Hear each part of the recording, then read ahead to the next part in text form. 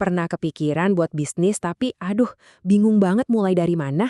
Nah, tenang aja. Dalam beberapa menit ke depan, kita bakal bedah bareng-bareng sebuah framework yang modern dan super simpel buat ngubah ide kamu jadi kenyataan. Ini bukan teori ribet dari buku ya, tapi bener-bener panduan praktis yang udah terbukti. Nah, ini nih pertanyaan yang sering banget bikin pusing para calon pebisnis. Dari dulu kan kita selalu diajarin, bikin dulu bisnis plan yang tebal, yang detail, baru jalan. Tapi jujur aja deh, di dunia yang serba cepat kayak sekarang, cara kayak gitu masih relevan nggak sih? Atau jangan-jangan malah itu yang bikin kita nggak maju-maju? Jawabannya ada di kutipan ini nih. Prinsip bisnis modern itu sebetulnya simpel banget.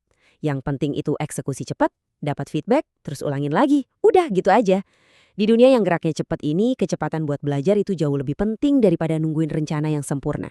Percaya deh, kesempurnaan bisa nunggu, tapi eksekusi, nggak bisa. Oke, sekarang yuk kita bandingin langsung gimana sih bedanya aturan main soal rencana bisnis zaman dulu sama zaman sekarang. Perubahannya drastis banget loh. Oke, sebelum kita melangkah lebih jauh, kita samain persepsi dulu ya. Apa sih sebetulnya bisnis itu? Soalnya banyak banget yang mikir kalau bisnis itu ya sama aja kayak jadi freelancer atau kerja buat diri sendiri. Padahal ada satu kata kunci yang bedain banget, organisasi. Jadi tujuan kamu itu bukan cuma kerja, tapi membangun sebuah sistem yang lebih besar dari diri kamu sendiri. Udah, lupain aja deh model-model bisnis yang rumit, yang kotaknya banyak, dan bikin pusing. Kenyataannya, semua bisnis yang sukses, mau itu warung kopi di pinggir jalan sampai perusahaan teknologi raksasa, semuanya itu intinya berdiri di atas 3 pilar utama. Cuma 3. Oke, pilar pertama, produk dan keuntungan. Ini nih jantungnya bisnis. Inti dari segalanya. Pertanyaannya simpel, apa yang mau kamu jual ke dunia? Dan yang lebih penting lagi, gimana caranya kamu pastiin jualan itu untung? Yuk kita bedah. Ada satu konsep yang wajib banget kamu kuasai sebelum mikirin yang lain. Namanya unit economics. Dengerin namanya emang kedengeran ribet ya, tapi aslinya simple banget. Ini tuh soal hitung-hitungan untung rugi buat setiap satu barang atau jasa yang kamu jual. Kalau kamu nggak tahu angka ini, serius deh, kamu itu lagi jalanin hobi, bukan bisnis. Biar gampang, kita lihat contohnya langsung ya. Misalnya nih, kamu jual produk harganya 100.000. Terus, modal buat bikin atau beli produk itu 40.000. Nah, berarti laba kotor kamu per produk itu kan 60.000. Angka 60.000 inilah yang jadi bensin buat nyalain mesin bisnis kamu. Penting banget. Terus, laba kotor 60.000 tadi diapain dang? Nah, kesalahan pemula nih, biasanya langsung masuk kantong semua. Padahal, justru uang inilah yang ngasih kamu ruang buat tumbuh.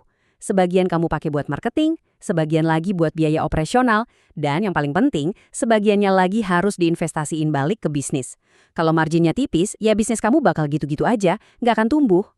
Oke, kita masuk ke pilar kedua, pemasaran dan umpan balik.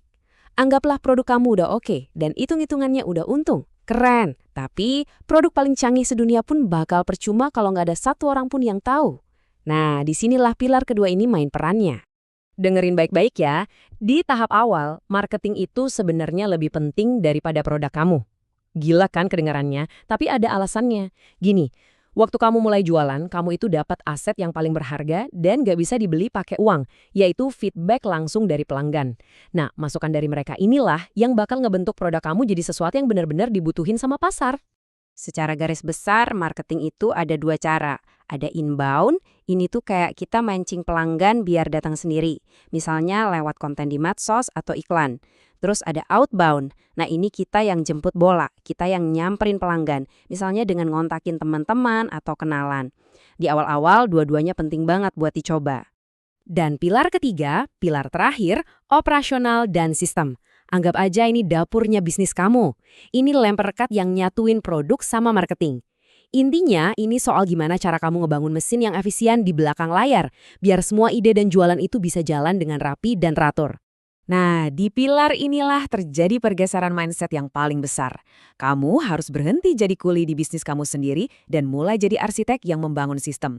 Ingat kan kata kunci di awal tadi? Organisasi. Tujuannya adalah ngebangun mesin yang bisa jalan sendiri, bahkan kalau kamu lagi nggak ada di situ. Coba deh ingat aturan simple ini. Aturan 80%. Kalau lebih dari 80% waktu kamu habis buat ngerjain kerjaan operasional sehari-hari, berarti kamu bukan lagi membangun bisnis, tapi kamu kejebak di dalamnya. Kamu nggak bakal punya waktu buat mikir strategis. Jadi, mulailah delegasiin atau bikin otomatisasi. Bebasin waktu kamu buat mikirin cara ngembangin bisnis, bukan cuma ngejalaninnya aja. Nah, sekarang gimana caranya kita nyatuin ketiga pilar tadi jadi satu siklus pertumbuhan yang simpel yang bisa diulang terus-menerus? Inilah intisari dari semua yang kita bahas tadi dirangkum dalam 4 langkah super sederhana. 1. Bikin produk versi paling simpelnya dulu atau MVP. 2. Langsung jual secepat mungkin. 3. Dengerin masukan dari pelanggan. 4. Ulangin lagi prosesnya. Siklus inilah bukan rencana bisnis setebal bantal yang jadi mesin sebenarnya buat ngebangun bisnis dari nol. Oke, sekarang gantian. Pertanyaannya buat kamu. Kamu udah dapet nih framework simpelnya. Lupain dulu rencana besar buat minggu depan atau bulan depan. Coba pikirin, berdasarkan semua ini, apa satu aja langkah paling kecil yang bisa kamu lakuin hari ini juga buat memulai siklus tadi. Karena pada akhirnya, yang misahin antara mimpi dan kenyataan itu cuma satu hal, eksekusi.